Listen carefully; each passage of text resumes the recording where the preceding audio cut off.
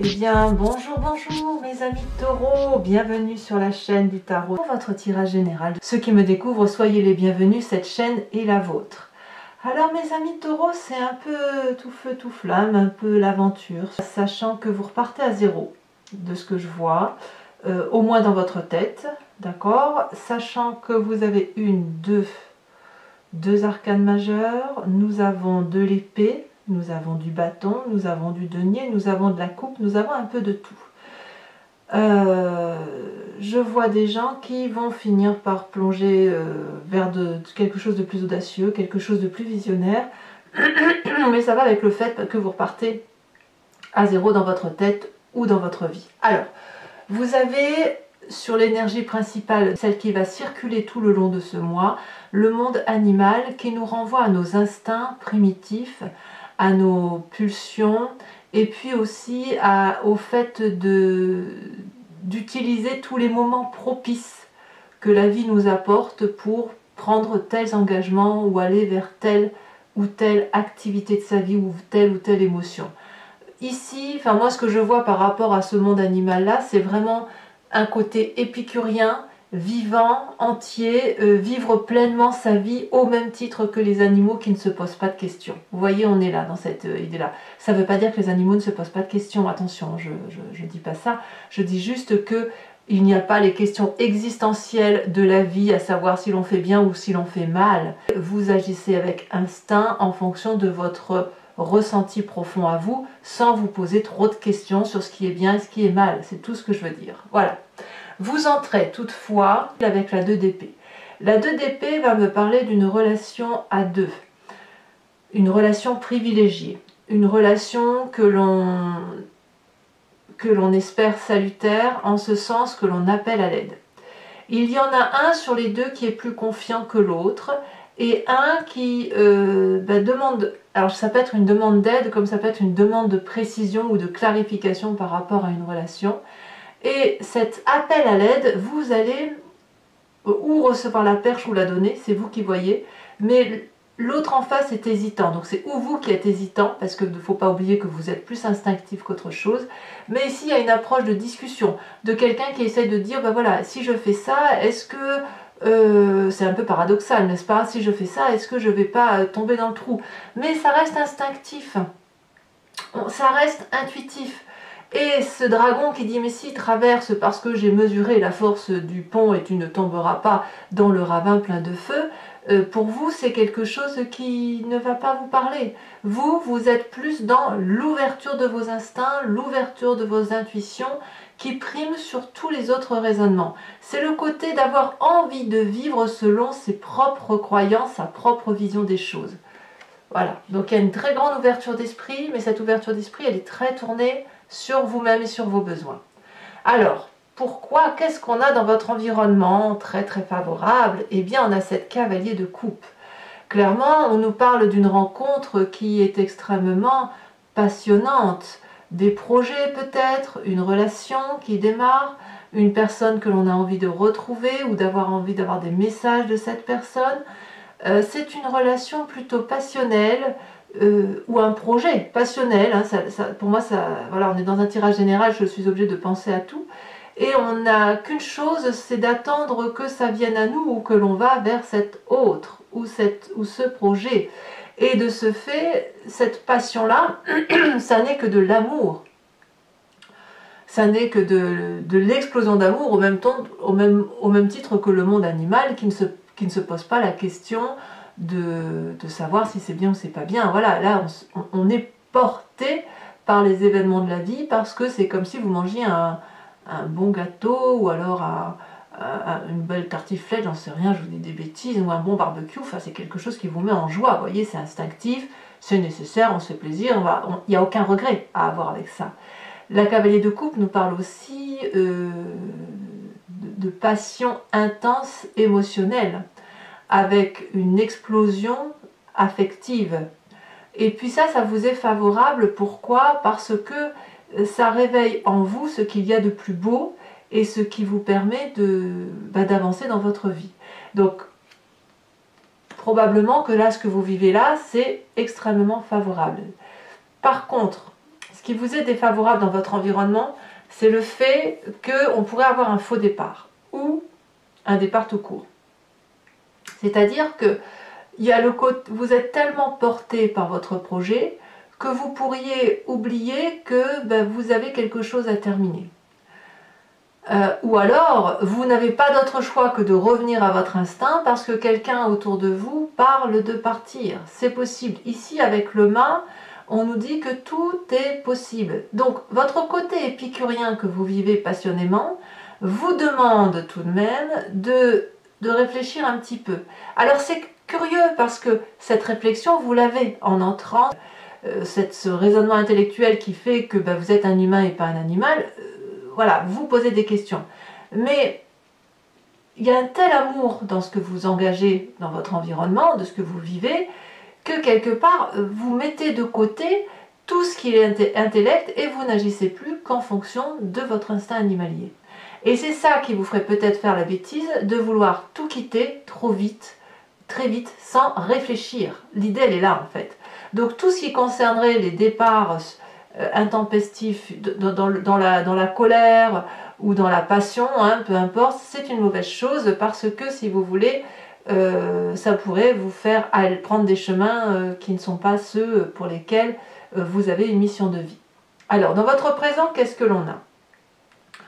Eh bien, dans votre présent, on voit quand même qu'on tente de maîtriser ce que l'on fait. On essaye de garder le contrôle, mais pas le contrôle pour dire d'avoir le contrôle, c'est pas ça. C'est plus d'avoir le contrôle sur les événements de la vie.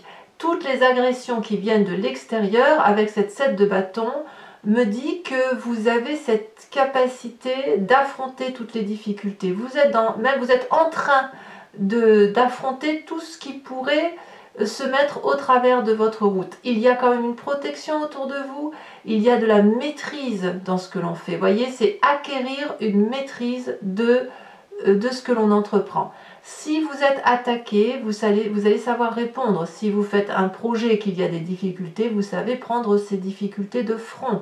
Donc la 7 de bâton, pour moi, elle révèle vraiment quelqu'un qui est fort, qui a une très grande force de caractère. Et cette force de caractère-là, elle peut vous venir de votre côté épicurien, de votre côté instinctif et animalier.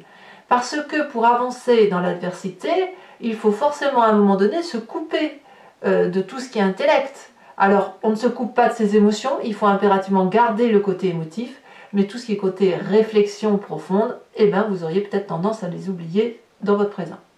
Alors pourquoi? Qu'est-ce qu'on a dans l'inconscient? Votre inconscient, donc je me plais à le répéter régulièrement, c'est la façon dont on agit avec mimétisme, au même titre que l'on cligne des yeux, que l'on marche, que l'on respire. Ça nous vient de notre épigénétique, de la fabrication de notre ADN, mais aussi de votre éducation et des événements majeurs de votre vie. Ici, on a la 3 d'épée. Vous avez, au fond de vous, de façon inconsciente, une colère qui gronde. C'est la 3 d'épée, et la 3 d'épée, elle me dit qu'on a peut-être au fond de soi le besoin de rendre les coups qu'on nous a donnés.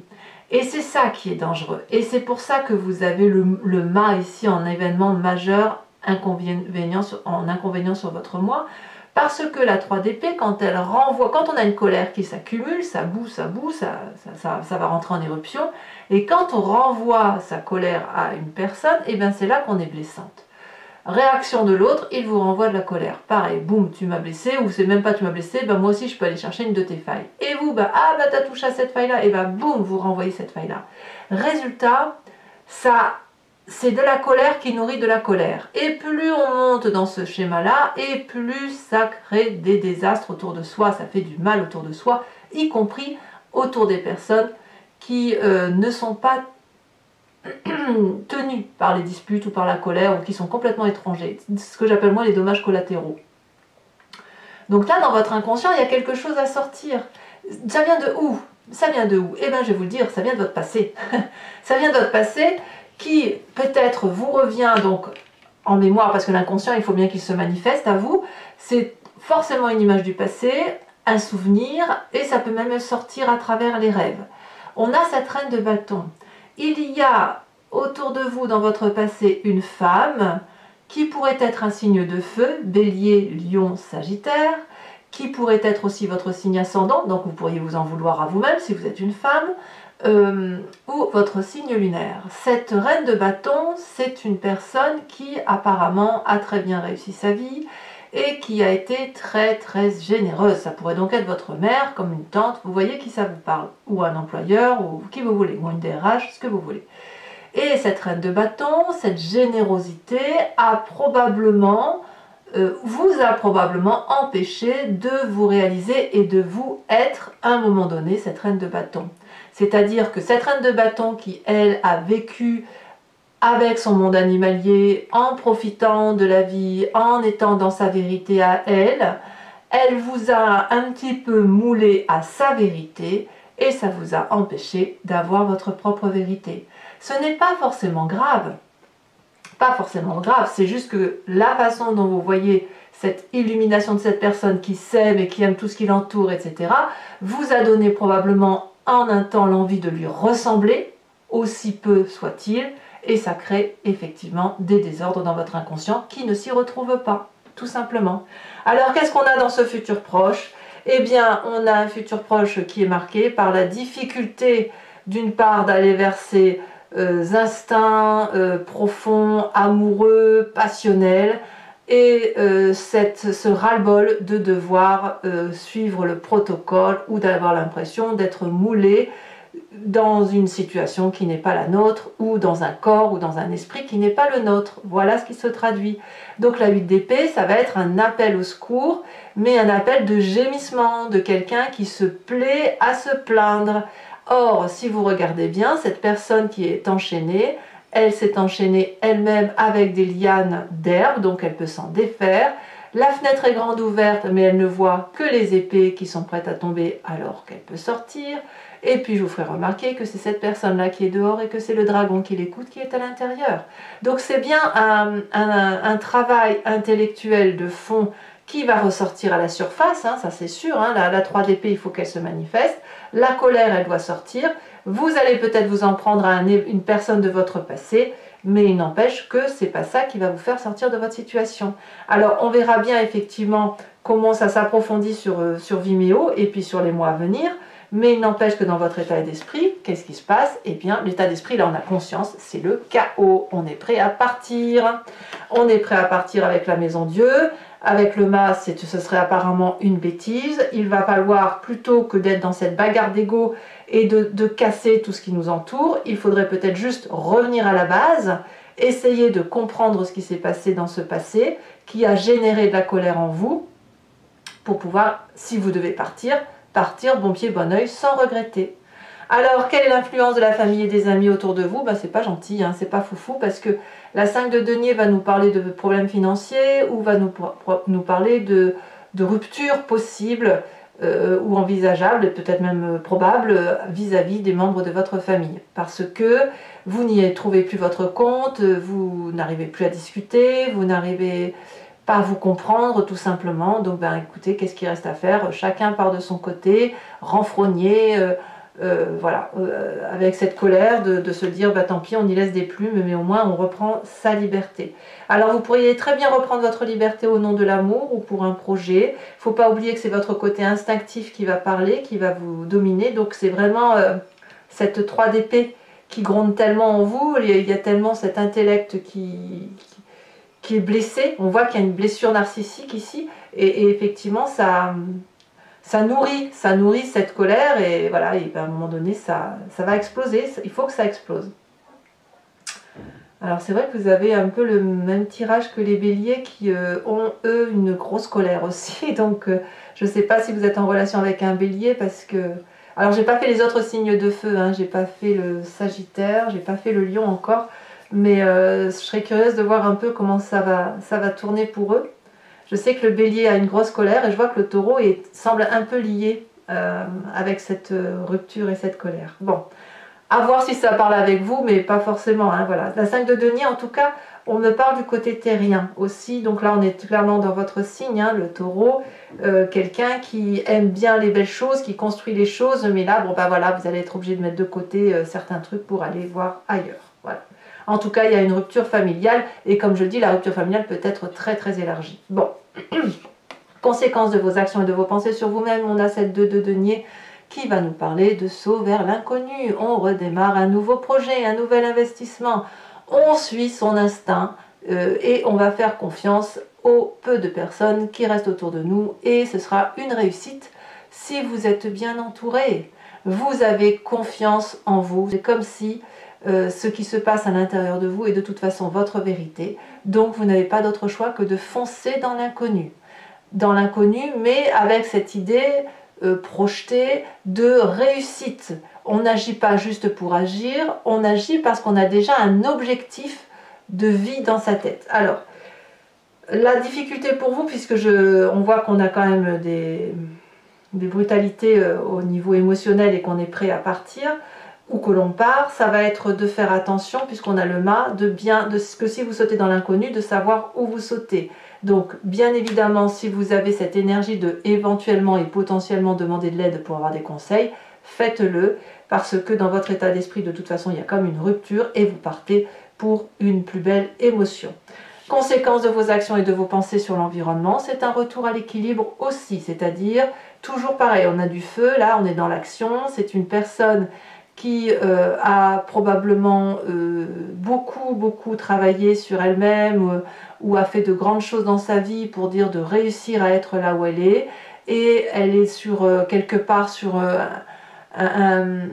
dans un milieu où la prairie est assez ouverte, où elle peut se poser, où elle a pas mal aux pieds, voyez, où il y a du soleil, voilà.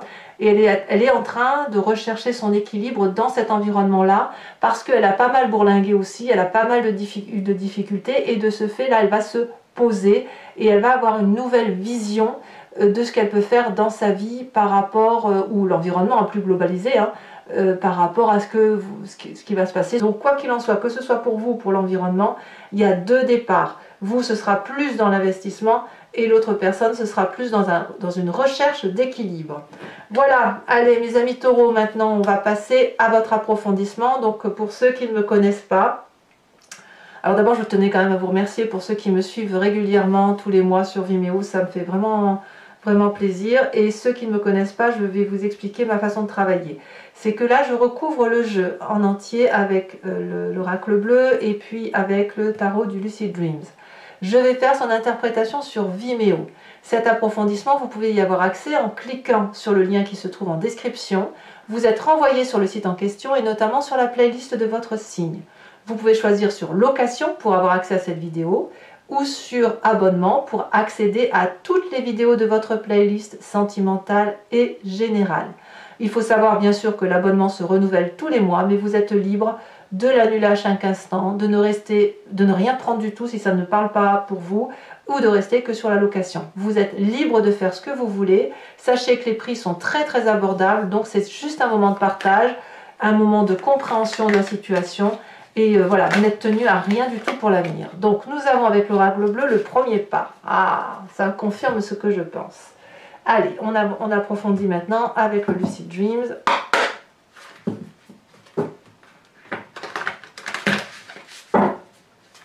C'est parti, on va voir comment le jeu se recouvre.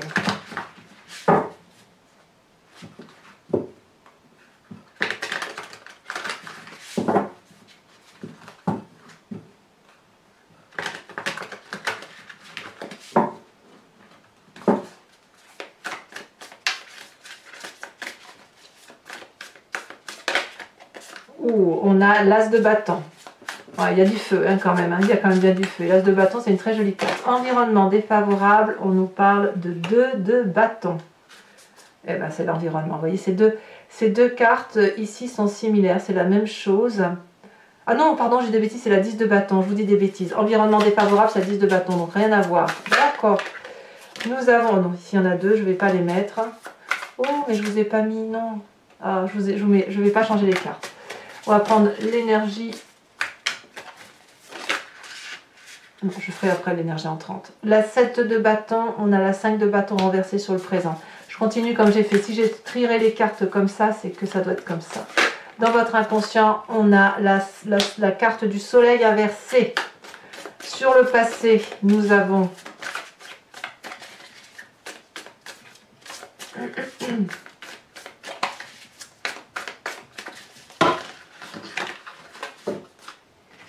y en a trop. Alors, message clair pour mes amis taureaux. Taureaux. Taureaux.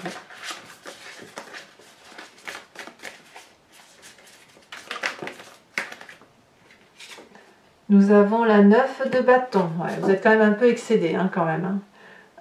Sur le futur proche, avec cette 8 d'épée, donc je vais prendre la première qui est tombée. Nous avons la 5 de coupe inversée. Ouais, vous avez quand même des tristesses, hein, ou vous n'en aurez plus. Alors, sur l'état d'esprit, nous avons les stars, la carte star, donc ça fait quand même 2 arcanes majeurs, la maison Dieu suivie d'une réussite. Sur la 5 de denier, nous avons la 4 d'épée. Conséquence de vos actions et de vos pensées sur vous-même avec cette 2 de denier, nous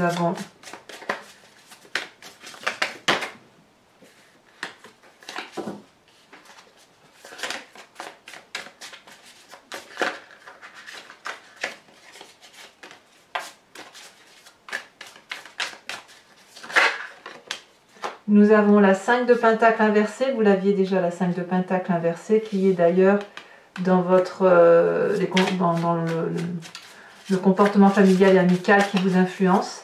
Et les conséquences de vos actions et de vos pensées sur l'environnement, nous avons la 7 de bâton inversée. Je vous mets donc la dernière carte que je n'ai pas fait dès le début, avec cette 2 d'épée, sur l'énergie entrante pour mes amis taureaux. Voilà, on a la 2 de bâton, encore une 2, et cette 2 de bâton, c'est curieux, c'est la même carte que l'environnement, mais elle voudra dire autre chose dans votre tirage. Alors, pour ceux qui me suivent sur Vimeo toujours, je vous invite à réfléchir à une question précise et je vais faire son interprétation sur Vimeo avec le grand jeu de Mademoiselle Lenormand, sachant que la réponse ne sera pas oui ou non, mais plutôt l'articulation d'un événement passé avec ce que vous êtes maintenant et un futur qui s'amorce de telle ou de telle façon. Voilà.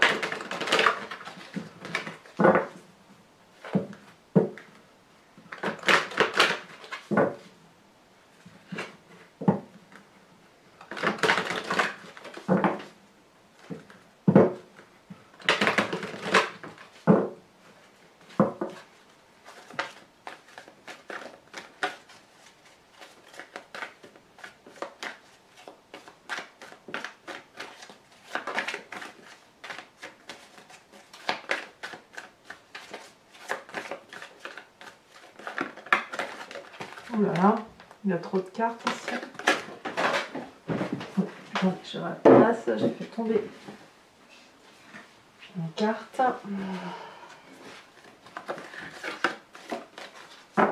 Alors, un message clair pour mes amis taureaux. Alors j'entends le mot scorpion dans ma tête, donc c'est possible aussi que vous ayez une relation avec un scorpion pour certains d'entre vous. Alors on a la 4 de trèfle, la roi de trèfle. Vous vous présentez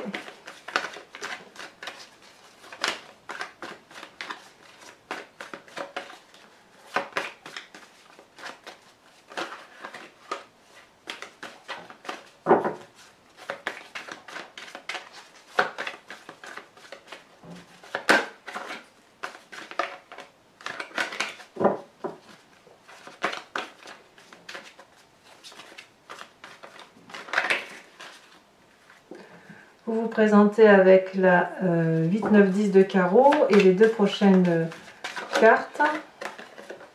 On me dit la roi de cœur, ça fait quand même 2 rois, et les rois traduisent quand même des gens de maîtrise, et puis la 2 de pique.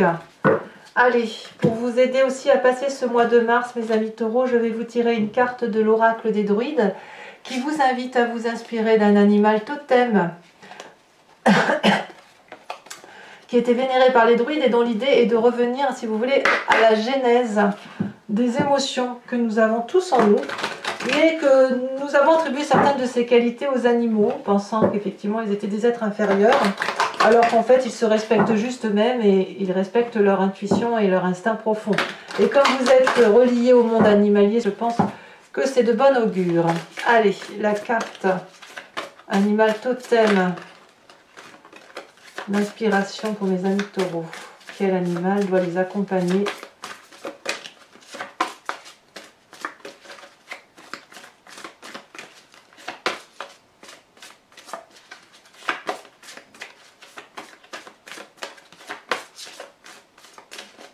Ah, ici. Oh, magnifique. On vous invite à être ce signe. Ça, c'est joli, ça. Allez, mes amis taureaux, pour ceux qui me suivent sur Vimeo, je vous dis à tout de suite. Pour les autres, et si ce n'est pas déjà fait, abonnez-vous, bien sûr. Likez, commentez, partagez. N'hésitez pas, je vous réponds, j'adore ça. Je tiens à vous dire que votre tirage sentimental va également sortir, si ce n'est pas déjà le cas au moment où vous visionnez cette vidéo. Dans tous les cas, je vous souhaite un excellent mois, je vous fais de gros bisous et je vous dis à très bientôt. Bisous, bisous.